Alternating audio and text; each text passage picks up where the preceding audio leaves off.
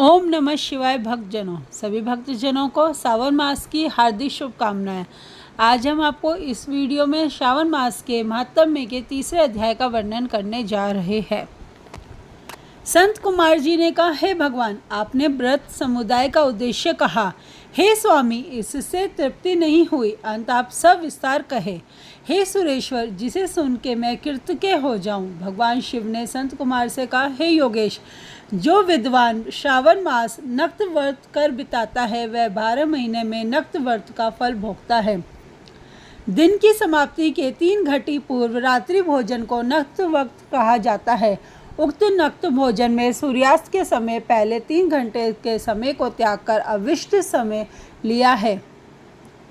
सूर्यास्त से पहले 3 घंटों को संध्या काल कहा गया है। आहार, मैथुन, निद्रा, चौथा स्वास्थ्य, इन कार्यों को संकालना करें। गृहस्थ एवं सन्यासी के भेद से नक्त भोजन की 2 प्रकार की अवस्था मुझसे सुनो। जब सूर्य नारायण के मंद होने पर अपने देह की छाया द्विगुणित हो, उस समय सन्यासी के लिए नक्त भोजन व्रत कहा गया है। शास्त्रों में गृहस्थ के लिए नक्षत्र के उदय होने पर रात्रि भोजन करने को नक्त भोजन व्रत कहा गया है। सन्यासियों के लिए रात्रि काल में निश्चित हो जाने के दिन के अष्टम भाग में भोजन का विधान है।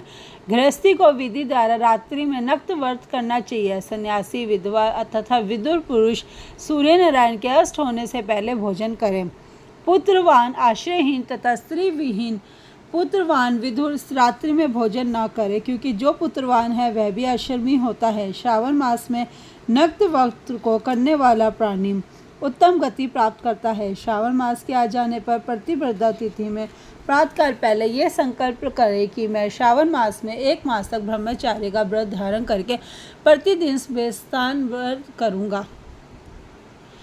नक्त व्रत रात्रि शयन तथा प्राणियों पर दया करूँगा। हे देव, यदि इस व्रतारंभ होने पर इसकी समाप्ति के पूर्व ही मैं मर गया तो हे जगतपते, उस समय आपके प्रसाद से मेरा व्रत परिपूर्ण हो।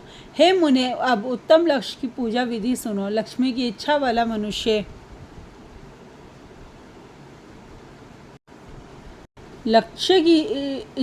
मनुष्य विल पत्रों से, शांति की कामना वाला दुर्भाव से तथा आयु की इच्छा वाला चंपा के पुष्पों से भगवान हरि का अर्चन करे। विज्ञा की इच्छा वाला मल्लिका तथा चमेली के पुष्पों से अर्चन करे। तुलसी दलों से शिव और भगवान विष्णु प्रसन्न होते हैं। पुत्र की कामना वाला मनुष्य कटेरी के पुष्पों से पूजन करे। दुष्सर्पण नाश के लिए उत्तम धान्य से अर्चन करे। देव के सम्मुख रंगवली, पद्म, स्वास्तिक और चक्र आदि बनाकर विभु का अर्चन करे। संपूर्ण कामनाओं की सिद्धि के लिए सब पुष्पों से अर्चन करे। यदि लक्ष्य पूजा करता है तो शंकर भगवान प्रसन्न हो जाते हैं। अंत में उद्यापन करे।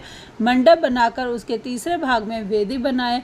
पुण्यवाह वाचन कर आचार्य का वरण करे। मंडप में प्रवेश कर रात में वेद पाठ से जागरण करे। वेदी पर उत्तम चतुर्लिंग तो भर्द बनाकर उसके मध्य भाग में चावल से सुंदर कैलाश बनावे।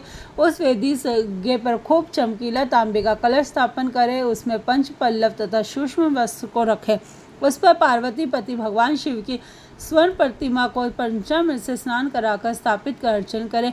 नैवेद्य युक्त धूप, दीप, गीत, वाद्य, नृत्य तथा वेद शास्त्र पुराण द्वारा रात में जागरण करे। सुबह स्नान करे। पवित्र शास्त्रोक्त विधान से वेदी बनावे। तिल, घृत, पायस, मूल मंत्र, गायत्री, शिव सहस्र नाम से हवन करे। जिस मंत्र से पूजन किया उसी मंत्र से हवन करे। शर्करा घृत युक्त चावल से हवन करे। फिर हवन कर पूर्णाहुति करे। प्रातः बस अलंकार भूषण से आचार्य का अर्चन करे। ब्रह्मा जी का पूजन का दक्षिणा दे। जिन मंत्रों में उमापति की लक्ष्य पूजा की है उस चीज़ का दान करे और सोने की प्रतिमा बनाकर शंभु का अर्चन करे। यदि 1 महीने तक दीप जलाया हो तो उसे दान दे।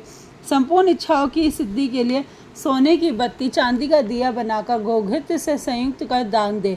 देवता से क्षमा प्रार्थना कर यथाशक्ति ब्राह्मण भोजन कराए। हे मुने, इस प्रकार जो मेरा अर्चन करता है मैं उस पर प्रसन्न हो जाता हूँ। यदि श्रावण मास में ये कार्य किए जाए तो अनंत फल देने वाले होते हैं।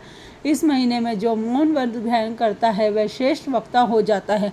वह मौन व्रत दिन रात या दिन का हो या भोजन के समय का हो, मौन व्रत में पुस्तक दान करे तो सब शास्त्रों की जानकारी कर लेता है। वेद और वेदांग का पारगामी हो जाता है। बुद्धि में बृहस्पति के तुल्य मौन व्रत महात्म्य से हो जाता है। मौन व्रत करने वाले जीव का किसी से कलह नहीं होता है। इसी के साथ सावन मास के तृतीय अध्याय का समाप्त होता है। अगली वीडियो में हम सावन मास के आगे की अध्याय का वर्णन करेंगे। भगवान शिव जी की कृपा सभी भक्तजनों पर बनी रहे। ओम नमः शिवाय।